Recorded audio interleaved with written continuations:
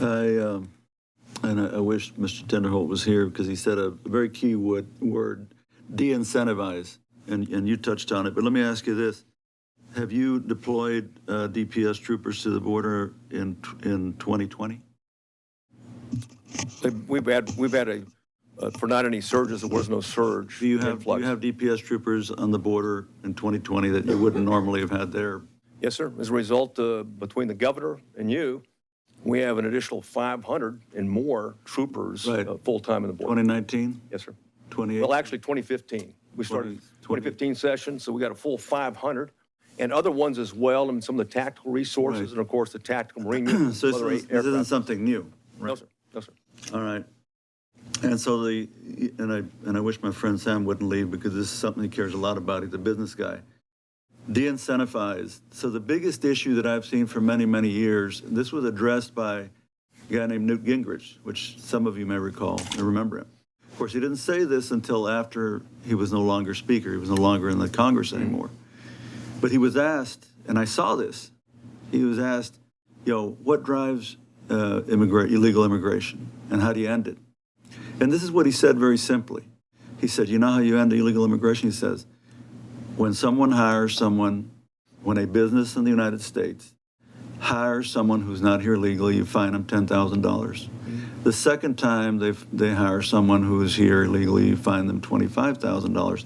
The third time that company, United States company owned by United States citizens, hires someone who is here illegally, you fine them $50,000.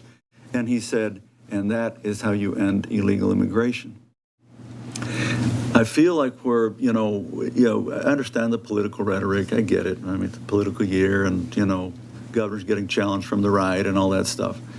And so, but I would really like, and I have for many years, thrown out there sort of common sense solutions, I think, to sort of helping us, at least on the illegal immigration part of it. It's very difficult to get my Republican colleagues to support it, to support what Newt Gingrich said. We could pass a bill in the state of Texas, and I would encourage the governor to put this on the call, given what's going on. And I hope that my colleagues on this committee, especially the Republicans, would join in maybe writing the bill that says exactly the blueprint that Newt Gingrich gave us. Because I promise you this, if we passed a bill in the state of Texas that said, if we find out you hired somebody, a state bill, and let somebody challenge us in the federal courts if they want. We pass bills all the time, like the abortion bill, gonna, go beyond federal law. It's gonna get challenged in court. But who cares, right? We've done that many times as a state legislature. So let's say we pass a bill, sponsored by every Republican on this committee and me. I'm not on the committee, but I'd sponsor it. It says, state of Texas comes in and we find that you, Marriott, have somebody that works for you who's here illegally, we're gonna fine you $10,000. The next time we catch you, don't have to be the same person, $25,000. The next time it's $50,000 for every violation. We pass that bill. You talk about, that's why I wish Mr. Tinholt was here. He said the word de-incentivize. How do we de-incentivize? The harder issue in terms of de-incentivizing, I get this from my law enforcement all the time in Laredo because we deal, as you know, with the cartels. And they arrest guys. And this is what they say.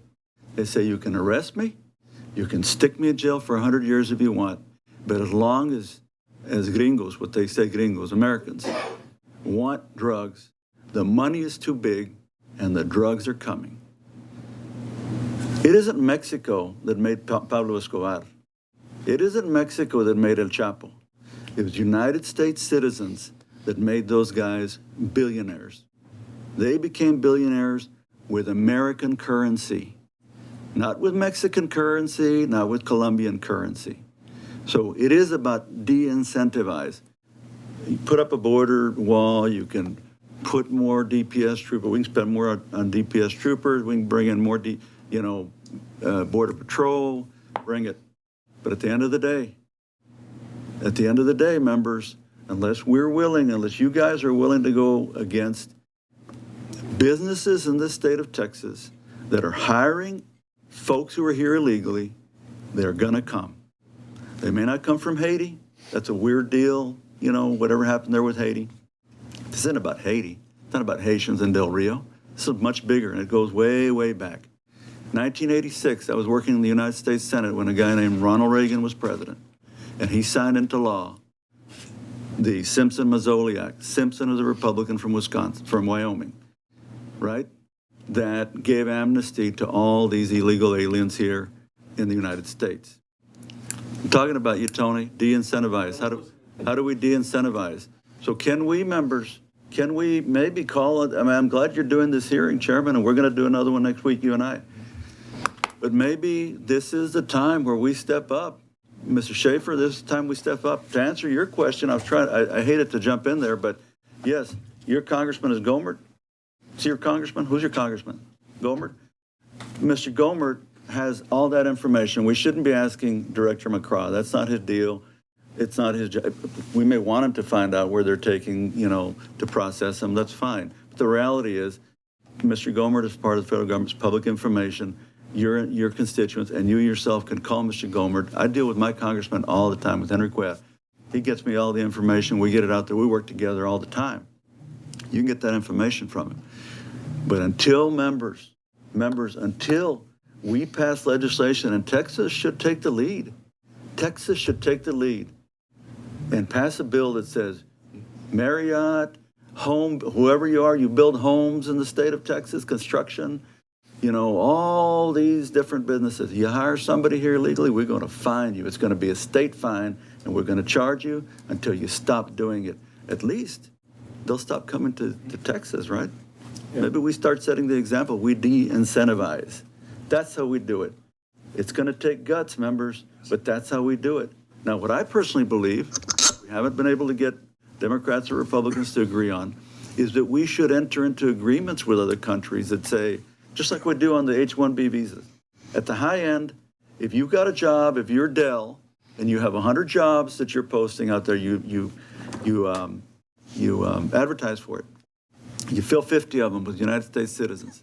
The other 50 weren't filled because nobody applied or whatever. That's when H-1B comes in. Somebody from India who's trained can take that job with an H-1B, but they can't do it until they properly, advertise and so forth, so the United States citizens can get those jobs. We do it at the high end, members. We don't do it at the low end. And until we enter into, in my view, into agreements with other countries that say, I've got an H-E-B warehouse in San Antonio. They're advertising for 100 positions in their warehouse. 50 of them get filled, but the other 50, no Americans apply. Because guess what? Americans aren't going to apply for some of these jobs. Then you say, okay, we have a bank of folks from Monterey or from Mexico City or Guadalajara or whatever, and they've gone in because we have offices where they can go register. Hey, you want to swim across the river or you want to walk across the bridge and register and come and work in San Antonio at the warehouse? Now, you're going to have to pay taxes. Okay, we're going to withhold taxes, and we're not going to give you citizenship. You know what they'll say? They say, I'll take it in a heartbeat. I will take it in a heartbeat. That's how they do it, in my view. I can't get Democrats or Republicans to agree to that very simple process, and so we don't have that kind of bill. But members, I think that we have to de-incentivize. And you started talking about it, Director. The human smuggling, Sophronia Thompson, Chair Thompson, has tried hard. She's worked hard on that issue. But again, United States citizens, okay? Prostitution, it's U.S. citizens, right? That's where the demand is. All these women that come in, I mean, hell, even the owner of, and I don't care, man, even the owner of the Patriots over in Florida, right? Y'all heard about that? New England Patriots football team. So we have to de-incentivize because otherwise, I mean, you don't have any more room for gray hair, Director, but if you did, just think we'll have hair. You wouldn't have any more, you wouldn't have any more, all your hair would be white because we can give you all the troopers in the world.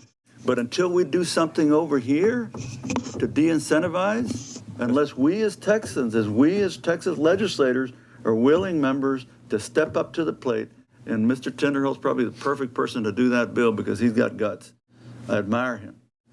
And, and I'll work with you on a bipartisan basis, man. Let's call it what it is. Let's call it what it is.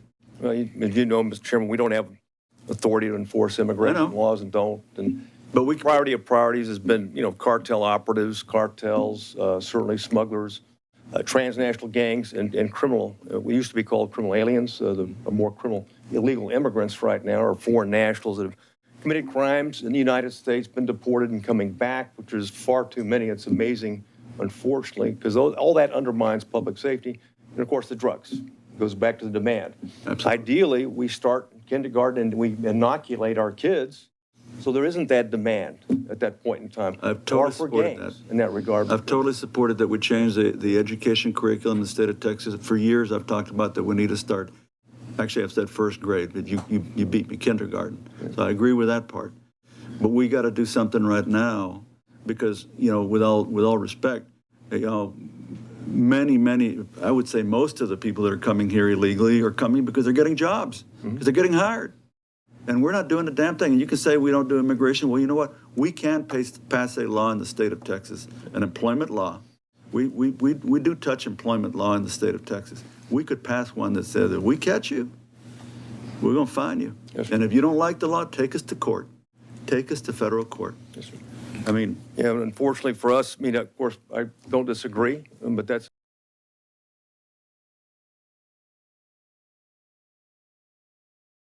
your bailiwick. I can't say it's a terrible bet to bet on the cartels to behave. And we still, No, at they're the end not of the day, we have individuals and enemies from around the world, including global terrorism hasn't gone away. There's people who want to seek us to destroy us and our way of life. So ultimately, the federal government needs to step up and secure.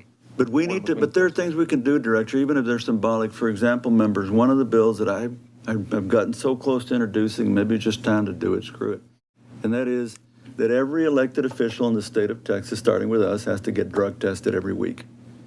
Or at least once a month, geez, I mean something, right? So that we set the example, because I promise you, there are people in elective office that use drugs. I promise you, agency heads. We should do a bill that says every legislator, and for my money, everybody on city council, school board, has to get drug tested every so often. I'd do it once a week, but maybe that's too often. Hell, I don't know. But something, because you have to set symbolic examples. You take a drug test, you wouldn't have any problem with that, would you? We do. We already do. Well, there you go. You do it. You do it. If you guys do it, we should be doing it. We should be, and so that if somebody fails a drug test, let them deal with that. Let society understand that we have to turn the tide.